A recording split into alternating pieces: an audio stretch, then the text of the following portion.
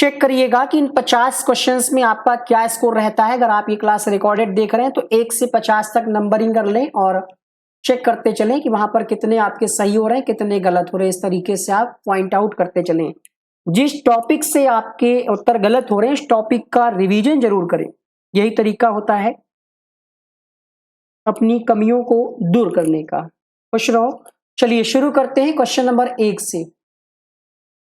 पहले प्रश्न से शुरू करते हैं। क्वेश्चन नंबर 1 आप सभी की स्क्रीन पर। भारतीय संविधान के किस अनुच्छेद में 6 से 14 आयु वर्ग के बच्चों के लिए निःशुल्क व अनिवार्य शिक्षा का अधिकार शामिल किया गया है? बताइए। प्रश्न संख्या 1।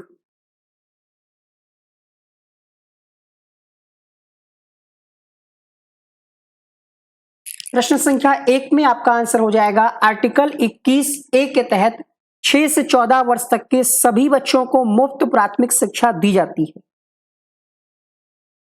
ठीक है। शिक्षा के अधिकार का जो पहला ऑफिशियल डॉक्यूमेंट था वो 1990 में राममूर्ति समिति की रिपोर्ट के द्वारा सौंपा गया था और संसद में इस एक्ट को 4 अगस्त 2009 को पारित किया गया, लेकिन लागू कब हुआ? 1 अप्रैल 2010। अगर आपसे प्रश्न ये पूछे कि संसद में कब पारित हुआ तो 2009, इसीलिए इसको क्या इसका नाम है RTE एक्ट 2009। लेकिन लागू कब हुआ? 1 अप्रैल 2010 से। ठीक है। Right to education. प्रश्न आपसे बनता है कि इसमें कितनी धाराएं हैं? जल्दी से आप लोग बताइएगा कितने अध्याय हैं, कितनी धाराएं हैं, कितनी धाराएं हैं, कितने अध्याय हैं, आपसे प्रश्न पूछा जा सकता है। कितने चैप्टर हैं? चैप्टर, अध्याय की संख्या है 7, धाराओं की संख्या है 38। तो 38 धाराएं और 7 अध्याय हैं। जब ये लागू हुआ था तो जम्मू कश्मीर को छोड़ करके बाकी सभी राज्यों में अप्लाई हुआ था।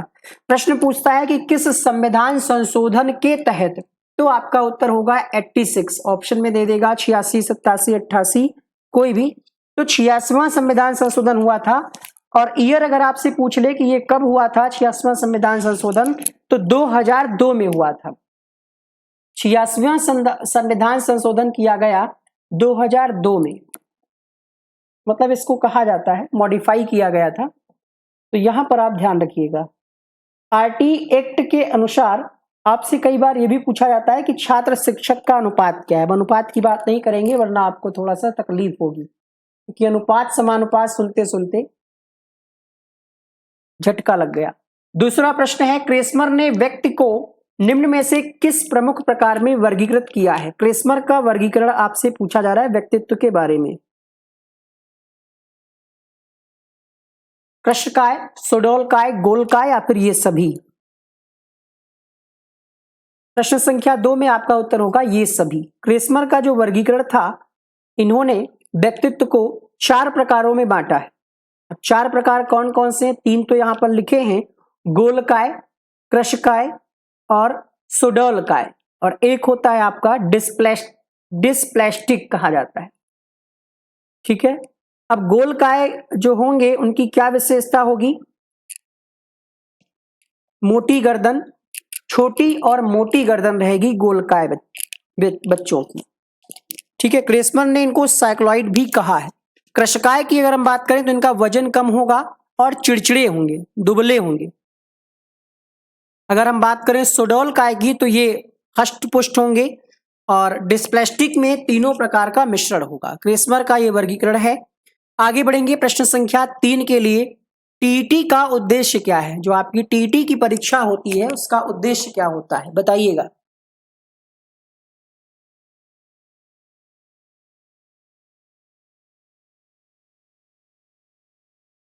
बौद्धिक क्षमता का मापन, अभिक्षमता, अभिवृत्ति या फिर मूल्य? प्रश्न संख्या 3। वीडियो को लाइक कर रहे हैं और शेयर भी करें अपने दोस्तों को, जो भी लोग तैयारी कर रहे हैं। Kashish, nature of love, Arpita, Gunjan, Shivam, Sarita, Santosh. तीसरे प्रश्न में आंसर हो जाएगा अभिक्षमता। अभिक्षमता के मापन से संबंधित होता है आपका टीईटी का जो टेस्ट होता है, टीईटी का उद्देश्य होता है। अब अभिक्षमता क्या है, कोई बता सकता है? अभिक्षमता आखिर है क्या? एप्टीट्यूड कहा जाता है इसको। एप्टीट्यूड, एटीट्यूड अलग होता है, एप्टीट्यूड अलग होता है। किसी निश्चित प्रकार के कार्य को कर सकने की जो क्षमता होती है, ठीक है, इसको हम क्या कहते हैं? योग्यता, टैलेंट कहते हैं। अभिक्षमता जो है शारीरिक और मानसिक दोनों तरीके से हो सकती है, ठीक है। यहां पर अभिक्षमता आपका उत्तर हो जाएगा, एप्टीट्यूड टेस्ट होता है ये। चलिए अगला प्रश्न है, संगणन का सिद्धांत किसकी व्याख्या करता है? चौथा प्रश्न।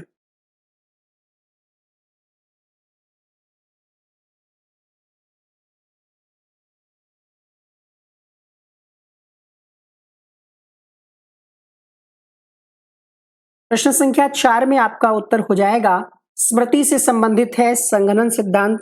इसका ये जो सिद्धांत है, इसका निष्कर्ष ये निकलता है कि जो स्मृति होती है ये दीर्घकालिक में, दिनों में, हफ्तों में, महीनों में और वर्षों में स्थिर हो जाती है। इस प्रक्रिया को संगणन के रूप में जाना जाता है। अगला प्रश्न देखिएगा, निम्न में से कौन सी शिक्षा मनोविज्ञान की सर्वाधिक व्यक्तिनिष्ठ विधि है? अंतर्दर्शन, बहिर्दर्शन, अवलोकन, प्रयोगीकरण। प्रश्न संख्या 5। पीहू, अनु, मासूम, बिटिया, सुधा, संजय, राकेश। प्रश्न संख्या 5, व्यक्तिनिष्ठ विधियों की अगर हम बात करें तो यहां पर कुछ विधियां दे रखी हैं, आपको इसी में से चुनना है।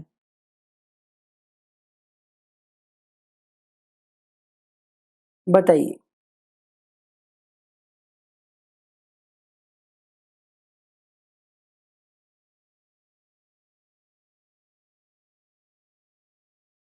पांचवें प्रश्न में सही जवाब हो जाएगा अंतर्दर्शन विधि जो है ये आपकी व्यक्तिनिष्ठ विधि के अंतर्गत आती है, ठीक है। आगे बढ़ा जाए। एस्टेट में प्रश्न पूछा गया है इससे संबंधित, यूपी टेट में भी पूछा जा चुका है। देखिए, व्यक्तित्व मापन के लिए कई प्रकार की विधियों का प्रयोग किया जाता है, जिसमें प्रश्नावली, साक्षात्कार, प्रक्षेपी विधि, ये व्यक्तित्व मापन की अच्छी विधियां मानी जाती हैं। अल्बर्ट बंडूरा निम्न में से किससे संबंधित हैं? सामाजिक अधिगम सिद्धांत, व्यवहारवादी सिद्धांत, संज्ञानात्मक विकास का सिद्धांत, मनोलैंगिक विकास का सिद्धांत। क्वेश्चन नंबर 6, एल्बर्ट बंडूरा किससे संबंधित हैं? तो सामाजिक अधिगम का सिद्धांत दिया गया एल्बर्ट बंडूरा के द्वारा। संज्ञानात्मक विकास का सिद्धांत किसने दिया? जीन पियाजे ने। और सिगमंड फ्रायड ने दिया है मनोलैंगिक विकास का सिद्धांत। मनोसामाजिक सिद्धांत पूछेगा तो एरिक एरिक्सन लगाइएगा। अगला प्रश्न, 7वां प्रश्न है, अधिगम वक्र में पठार क्यों बनता है? परिपक्वता के कारण, अभिप्रेरणा के कारण, थकान के कारण या फिर अभिरुचि के कारण?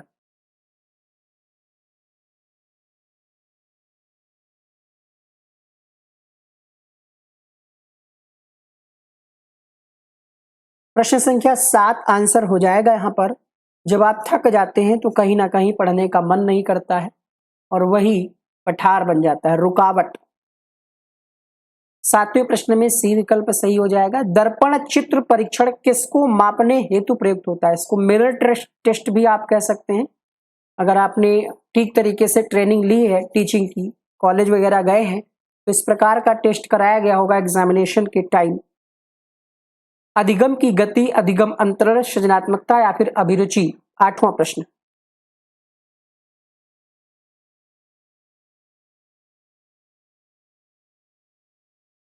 प्रश्न संख्या 8 में आपका आंसर हो जाएगा, अधिगम अंतरण को मापने के लिए दर्पण चित्र परीक्षण का प्रयोग किया जाता है।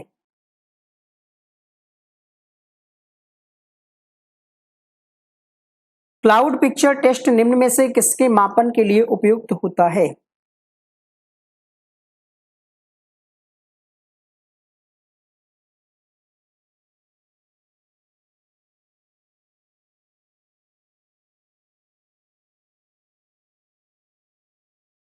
Question number 9, cloud picture test जो है ये व्यक्तित्व मापन से संबंधित है। यहां पर आपका उत्तर हो जाएगा ऑप्शन नंबर बी के साथ।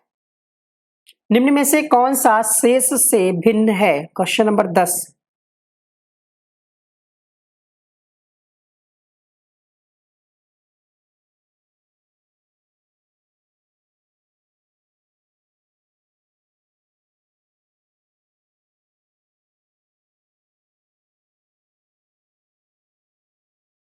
देखिए, जो रेवेन का परीक्षण है ये अलग है। आपने पढ़ा होगा संस्कृति मुक्त परीक्षण, संस्कृति युक्त परीक्षण। इस प्रश्न का आंसर जाएगा ऑप्शन नंबर सी के साथ। ठीक है, निम्न में से कौन सा शेष से भिन्न है?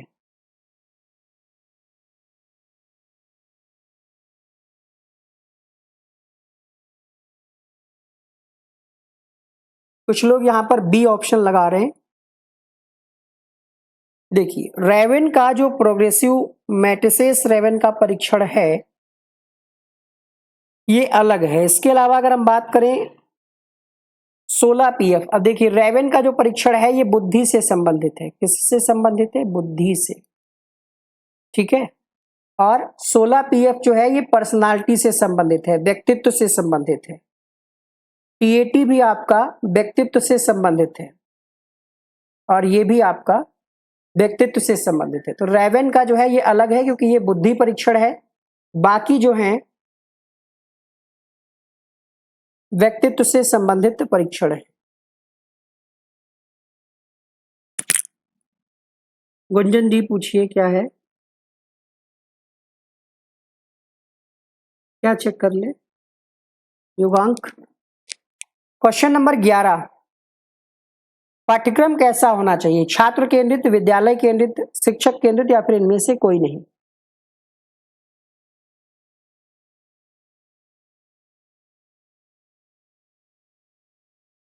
छात्रों की आवश्यकता अनुसार होना चाहिए, अर्थात छात्र केंद्रित। छात्रों की आवश्यकता, उनकी रुचियों को ध्यान में रखा जाना चाहिए। क्वेश्चन नंबर 12 है, सूझ या अंतर्दृष्टि के सिद्धांत के प्रतिपादक कौन है? इनसाइट थ्योरी ऑफ लर्निंग किसके द्वारा दी गई?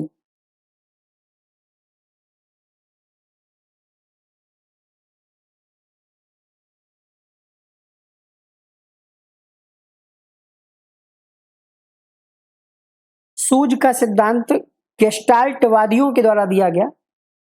यहां पर आपका ऑप्शन नंबर 20 सही हो जाएगा। अगला प्रश्न देखिएगा, मैकडूगल के अनुसार प्रत्येक मूल प्रवृत्ति का संबंध किससे होता है?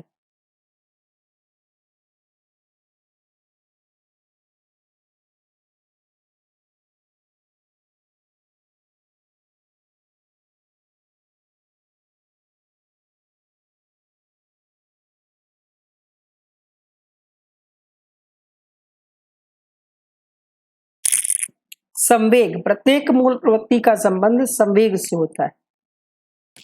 अगला प्रश्न देखिएगा, पूर्व अनुभव के आधार पर संवेदना को अर्थ प्रदान करना कहलाता है। संवेदना, प्रत्यक्ष ज्ञान, अभिप्रेरणा या फिर कल्पना?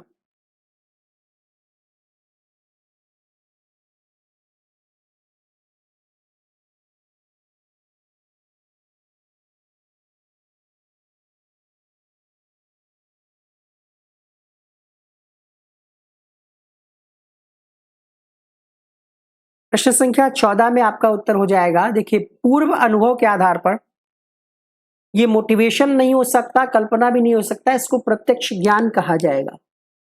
अगला प्रश्न है, 5 वर्ष के मोहन की मानसिक आयु 8 वर्ष है, बुद्धिलब्धि कितनी होगी?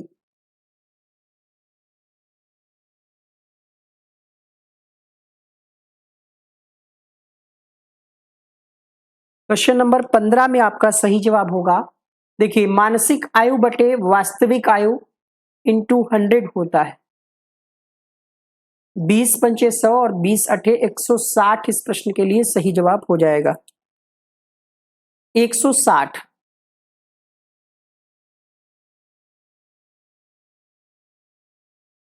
अगला प्रश्न, कौन सा बुद्धिलब्धि स्तर मंद बुद्धि वाले बच्चों का प्रशिक्षण योग्य बुद्धिलब्धि स्तर कहलाता है? 70 से 79, 50 से 29।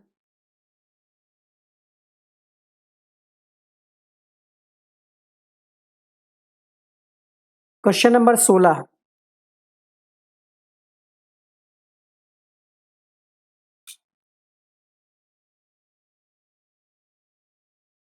16वें प्रश्न में आपका सही जवाब होगा, कह रहा है मंद बुद्धि बच्चों का प्रशिक्षण योग्य।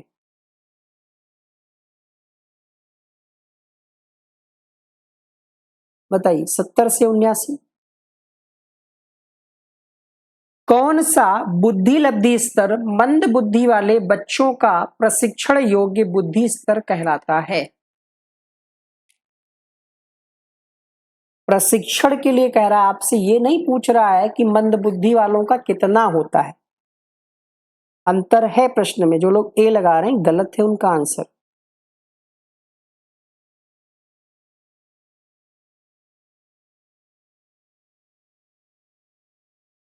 यहां पर आंसर जाएगा 35 व इससे निम्न। ठीक है, इनका प्रशिक्षण दिया जा सकता है। ऑप्शन यहां पर डी सही होगा। तो पूरा प्रश्न पढ़िए। 35 से 50 लगभग जिनका बुद्धिलब्धि स्तर होगा, ठीक है, उन बच्चों का स्तर प्रशिक्षणी बुद्धिलब्धि स्तर कहलाता है। अगला प्रश्न, रुसार्क इंक ब्लॉक टेस्ट का प्रयोग किसके मापन के लिए किया जाता है?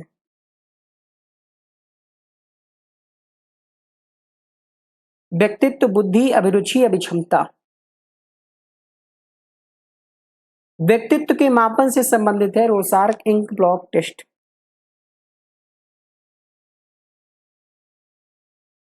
18वां प्रश्न, निम्न में से कौन सा विस्मृति का कारण नहीं है? विस्मृति मतलब जो आप पढ़े हैं उसको अगर याद कर रहे हैं, याद करने में विफल हो जा रहे हैं।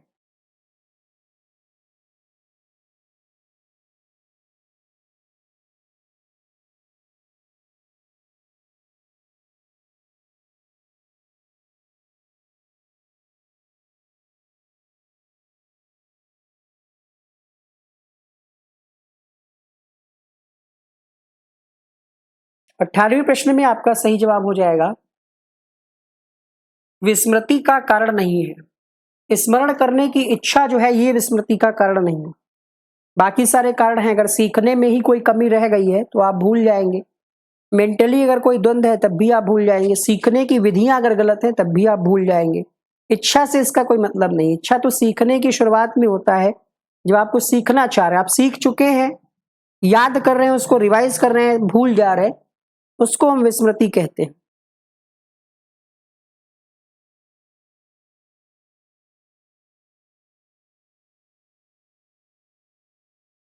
क्वेश्चन नंबर 19, वह विज्ञान जो संख्यात्मक प्रदत्त को एकत्र करने, विभाजित करने, प्रस्तुत करने, तुलना करने और व्याख्या करने का विधि से संबंधित है कहलाता है?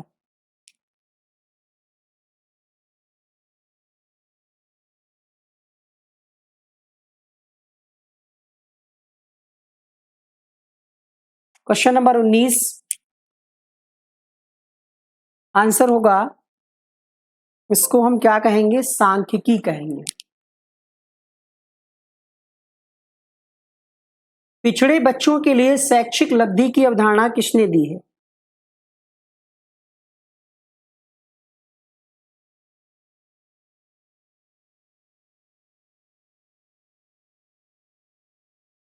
Cyril Burt.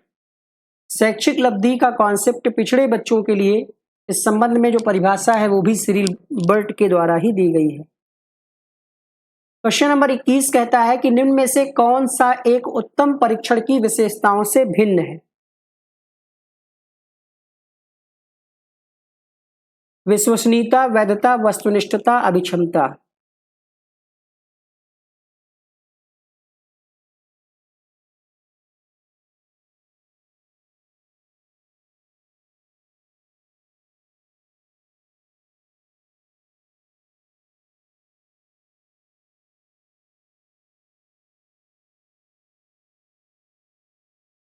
21वें प्रश्न में आपका सही जवाब हो जाएगा अभिक्षमता जो है ये भिन्न है। उत्तम परीक्षण की विशेषताओं की बात करें तो विश्वसनीयता, वैधता और वस्तुनिष्ठता होनी चाहिए। अभिक्षमता एक अलग टॉपिक है। 22वां प्रश्न है कौन सा बुद्धि का सिद्धांत नहीं है?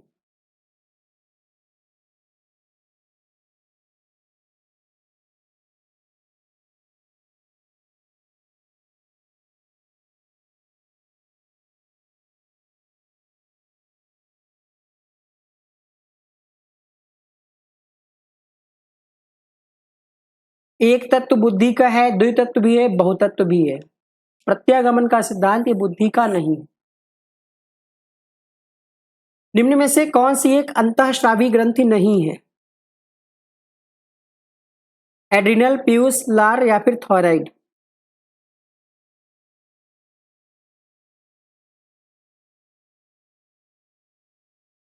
क्वेश्चन नंबर 23 में आपका सही जवाब हो जाएगा लार ग्रंथि जो है ये अंतःस्रावी नहीं, ये बहिस्रावी ग्रंथि।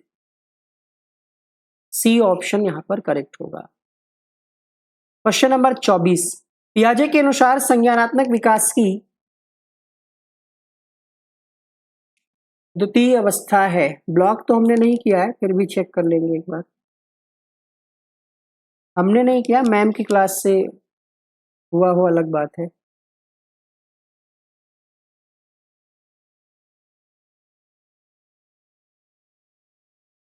क्वेश्चन नंबर 24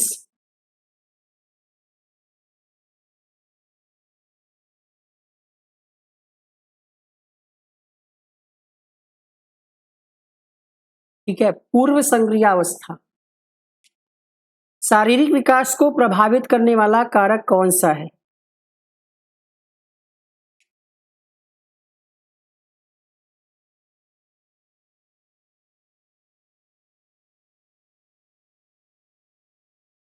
वंशानुक्रम, वातावरण, खेल तथा व्यायाम ये सभी कारक प्रभावित करते हैं।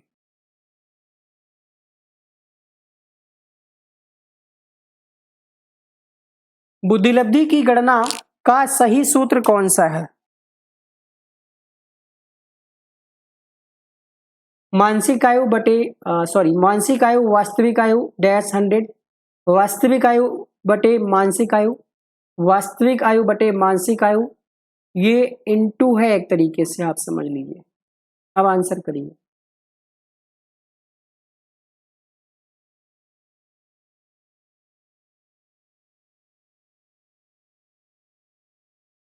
यहां पर कोई भी ऑप्शन ठीक तरीके से नहीं लिखा हुआ है, ये एक टाइपिंग मिस्टेक आप मान सकते हैं। और अगर आपको आंसर की पकड़ है तो आप सही आंसर करिए या फिर कह दीजिए कि ऑप्शन सही नहीं है। इसमें कोई ऑप्शन सही नहीं लिखा है, क्योंकि आपका जो सूत्र होता है वो होता है मानसिक आयु बटे वास्तविक आयु इंटू 100, जो कि किसी भी ऑप्शन में नहीं,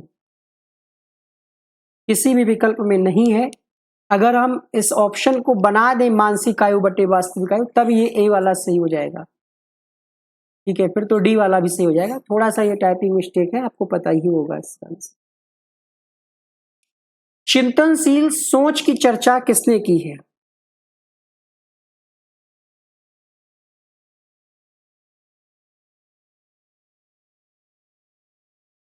डेवी, रॉस, वुडवर्थ, ड्रेवर?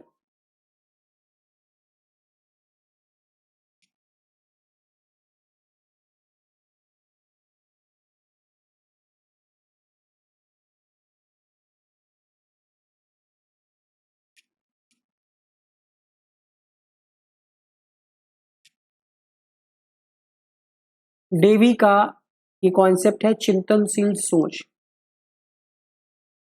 अगला प्रश्न, आगमनात्मक तर्क के स्तरों में कौन सा शामिल नहीं है?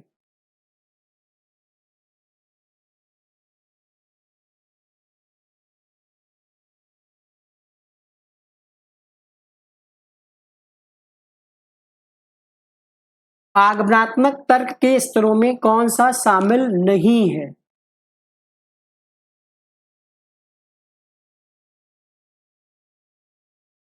बताइए।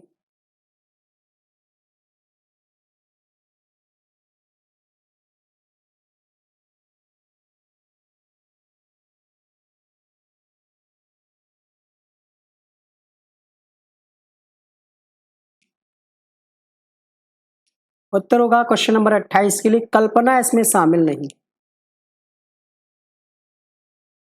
क्योंकि आगमनात्मक तर्क में आप उदाहरण से नियम की ओर चलते हैं, सामान्यीकरण भी होता है, अवलोकन भी होता है, प्रयोग भी होता है।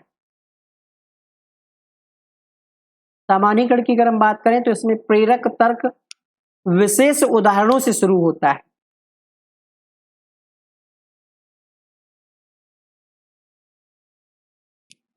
सीखी गई बात को धारण करने और पुनः स्मरण करने में असफल होना क्या कहलाता है? विस्मरण, स्मरण, धारण या फिर चिंतन?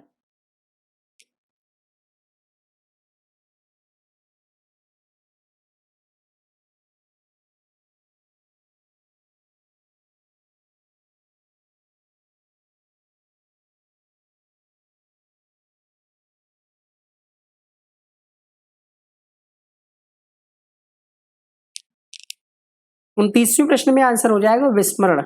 अगला, मूल प्रवृत्ति की एक प्रमुख विशेषता है जो पाई जाती है।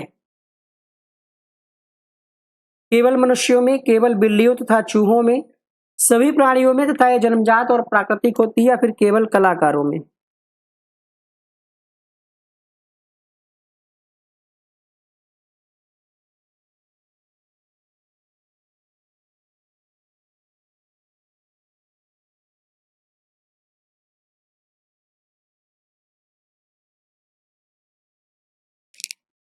क्वेश्चन नंबर 30, सभी प्राणियों में पाई जाती है, जन्मजात होती है। मूल प्रवृत्तियां जन्मजात पाई जाती हैं। क्वेश्चन नंबर अगला देखिएगा, सीखने का क्लासिकल कंडीशनिंग सिद्धांत किसने प्रतिपादित किया? Skinner, Pavlov, Thorndike, Kohlberg?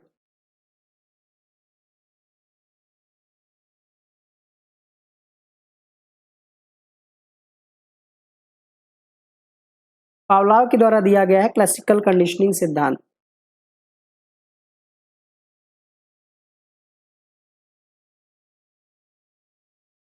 32, निम्नलिखित में से सृजनशीलता का प्रमुख तत्व नहीं है?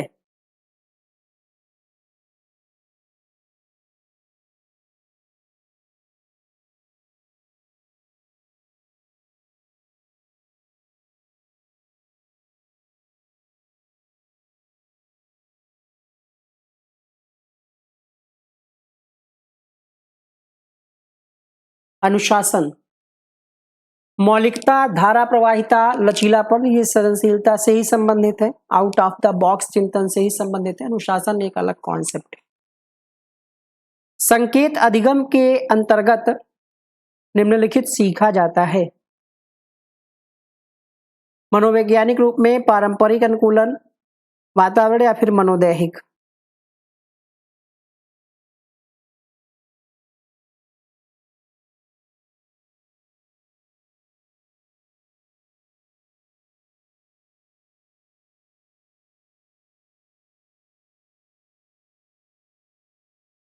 पारंपरिक अनुकूलन। सीखने के प्रयास और भूल सिद्धांत का प्रतिपादन किसने किया?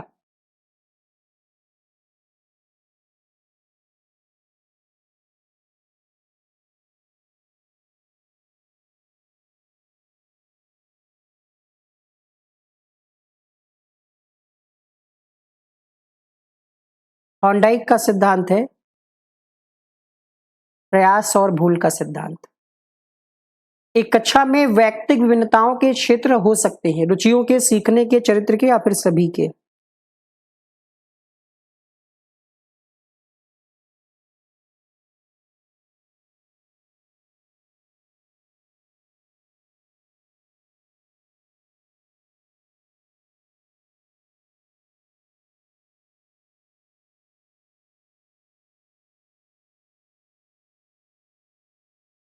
सभी। एक 13 वर्षीय बालक बात बात में अपने बड़ों से झगड़ा करने लगता है, हमेशा स्वयं को सही साबित करने की कोशिश करता है, किस अवस्था की विशेषता है?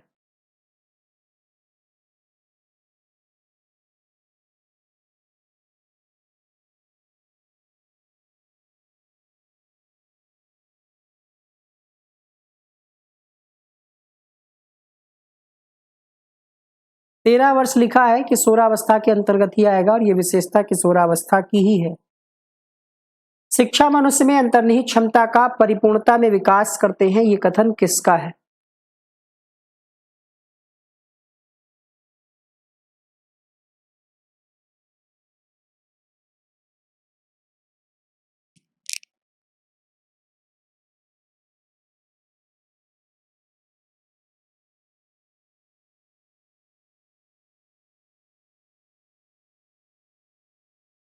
स्वामी विवेकानंद जी का ये कथन है, यहां पर पहला ऑप्शन सही हो जाएगा।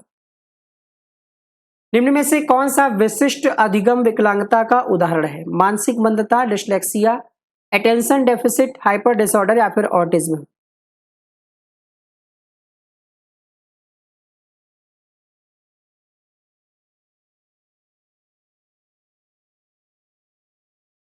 क्वेश्चन नंबर 38, एडीएचडी इसको कहा जाता है, अटेंशन डेफिसिट हाइपर डिसऑर्डर।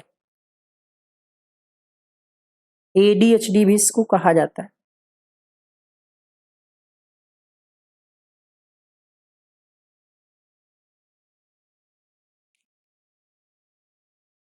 अगला प्रश्न देखिएगा, ये एक मानसिक विकार है, ठीक है। लक्षणों की अगर हम बात करें, बहुत जल्दी बच्चा विचलित हो जाता है, निर्देशों को ध्यान से सुनता नहीं है, भुलक्कड़ हो जाता है, ऐसे कुछ लक्षण देखने को मिलते हैं। बालक के शारीरिक व क्रियात्मक विकास की दिशा होती है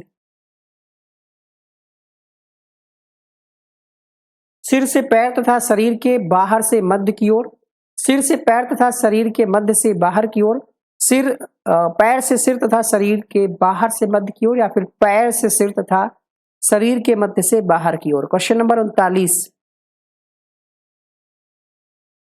शारीरिक व क्रियात्मक विकास की दिशा सिर से पैर और मध्य से बाहर की ओर।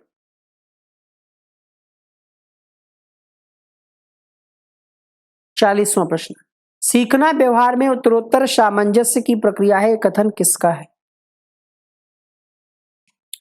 क्रो एंड क्रो, पियाजे, स्किनर, कोहलर?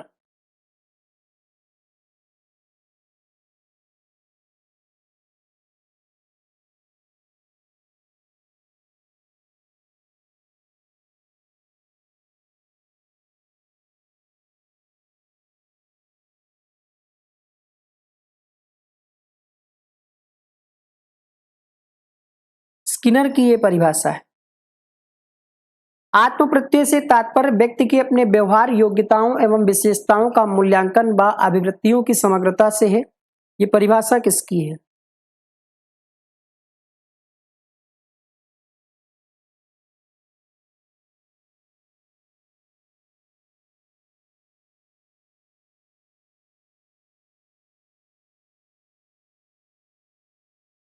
ठीक है गुंजन, क्वेश्चन नंबर 10 हम देखते हैं।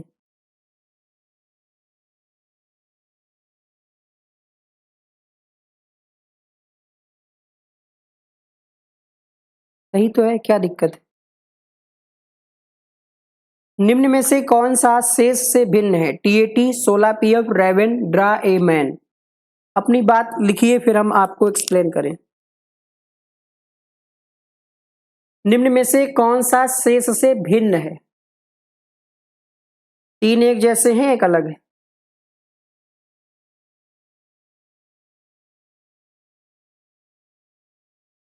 बी पढ़े हैं।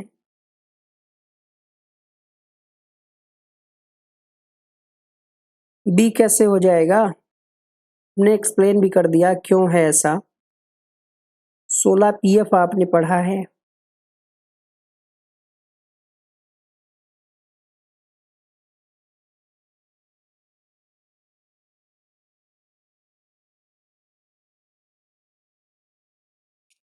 क्वेश्चन ही अलग होगा ना, वहां पर ऑप्शन दूसरे हैं। वहां पर क्लाउड देखिए, जो आपने पढ़ा है, आप आंसर रटी हुई हैं, वहां पर एक ऑप्शन होगा टीएटी, एक होगा 16 पीएफ, ठीक है। वहां पर जो सारे ऑप्शन होंगे वो पर्सनालिटी के ही ऑप्शन होंगे। वो क्वेश्चन अलग है, ये क्वेश्चन अलग, ठीक है। चलिए, हमने बता दिया कि इसमें अलग है तो क्यों है, ये भी हमने आपको बता दिया ना। ठीक है, कंफ्यूज नहीं होना है, खत्म नहीं हुई। 50 क्वेश्चन है आज, जहां पर हम 41वें पर पहुंच चुके हैं। आत्म प्रत्यय से तात्पर्य व्यक्ति के अपने व्यवहार, योग्यताओं एवं विशेषताओं का मूल्यांकन व अभिव्यक्तियों की समग्रता से है। ये परिभाषा एनसाइक्लोपीडिया ऑफ साइकोलॉजी से ली गई है। कोई बात नहीं, कभी कभी कंफ्यूजन हो जाती है, डाउट क्लियर करना जरूरी है, इसमें हंसने वाली कोई बात नहीं है। एक बच्चा जिसकी उपलब्धि 6ठी कक्षा तक अच्छी थी, 7वीं कक्षा में उसकी उपलब्धि बहुत कम रहने लग गई, वो बच्चा है मंदबुद्धि, धीमी गति से सीखने वाला, शैक्षिक दृष्टि से पिछड़ा या फिर मूढ़। 42वां प्रश्न। 6ठी तक उसकी ठीक चल रही थी परफॉर्मेंस, 7वीं कक्षा में थोड़ा सा फर्क पड़ा, अर्थात वो पिछड़ा तो है लेकिन शैक्षिक दृष्टि से पिछड़ा है, तो यहां पर तीसरा विकल्प सही जाएगा। बच्चे की जिज्ञासा शांत करनी चाहिए जब शिक्षक फुर्सत में हो, विद्यार्थी फुर्सत में हो, कुछ समय पश्चात या फिर तत्काल। प्रश्न संख्या 43।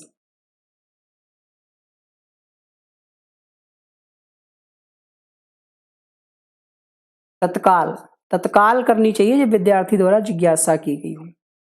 विशिष्ट बालकों के अंतर्गत कौन सा बालक आएगा? काफी सारे लोग लेट में जुड़ते हैं, अब संख्या बढ़ी है, शुरुआत में बहुत कम थी संख्या। सारे लोग वीडियो को लाइक करो, और जो लोग लेट में आए हो, क्लास चलती है 7 बजे शुरू हो जाती है 7:05 तक, तो 7 बजे आप लोग आ जाया करो। ये सभी बालक विशिष्ट के अंतर्गत ही आएंगे, विशिष्ट में सभी आ जाते हैं। एक छात्र जो हमेशा नई नई जानकारियों के लिए स्रोतों की खोज करता है, वह शिक्षक वह सहपाठियों से तर्क वितर्क करता रहता है, वो किस प्रकार का बालक होगा? समस्यात्मक बालक, औसत बालक, प्रतिभाशाली बालक या फिर हठी बालक?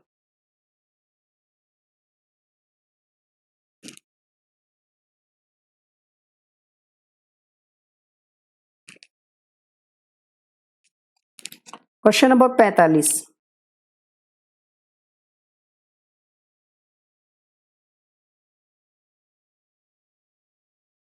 प्रतिभाशाली बालक, क्योंकि खोज कर रहा है यहां पर तरह तरह की नई जानकारी के लिए। निम्नलिखित में से कौन सा कारक मंदबुद्धि बालक के लिए आवश्यक नहीं है?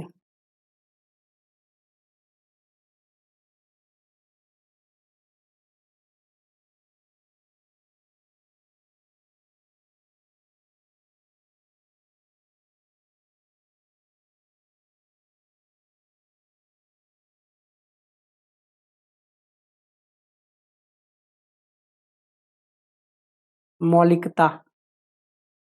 मंदबुद्धि बालक में मौलिकता, सृजनशीलता नहीं होगी। अगला प्रश्न देखिएगा। प्रत्येक विद्यार्थी स्वयं में विशिष्ट है, इसका अर्थ क्या होगा?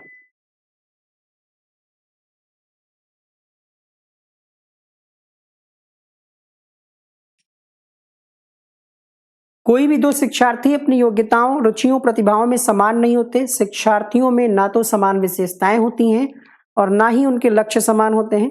सभी विद्यार्थियों के लिए एक समान पाठ्यचर्या संभव है। एक विषय रूपी कक्षा में शिक्षार्थियों की क्षमताओं का को विकसित करना असंभव है।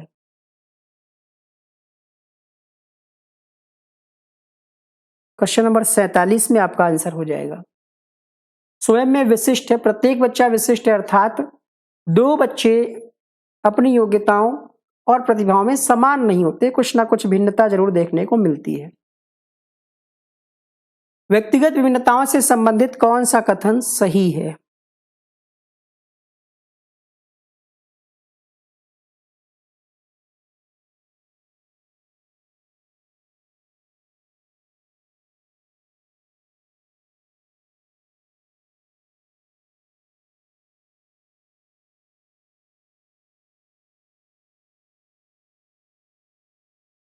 प्रश्न संख्या 48। उत्तर हो जाएगा यहां पर। विद्यार्थियों का बुद्धि लब्धि स्तर समान है, तब भी उनमें भिन्नता हो सकती है। मानसिक रूप से पिछड़े बालकों के लिए कौन सी व्यूह रचना कार्य करेगी?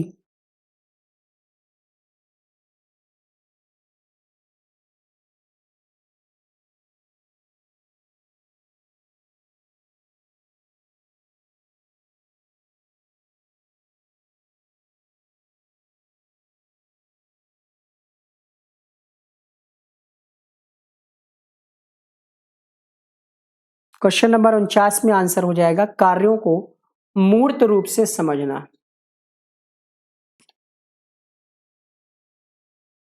अगला प्रश्न देखिएगा,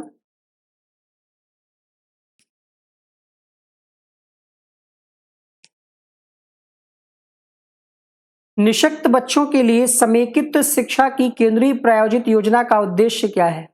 डैश में निशुल्क कुछ शैक्षिक अवसर उपलब्ध कराना, नियमित विद्यालयों में, विशेष विद्यालयों में, मुक्त विद्यालयों में, या फिर अप्लाइड रिली एसोसिएशन के विद्यालयों में। तो जो समेकित शिक्षा यानी समावेशी शिक्षा एक ही बात होती है। इसका उद्देश्य होता है कि नियमित विद्यालयों में ही सभी को समान अवसर मिले। तो क्या स्कोर रहा इन 50 क्वेश्चन में, कमेंट बॉक्स में जरूर लिखिएगा।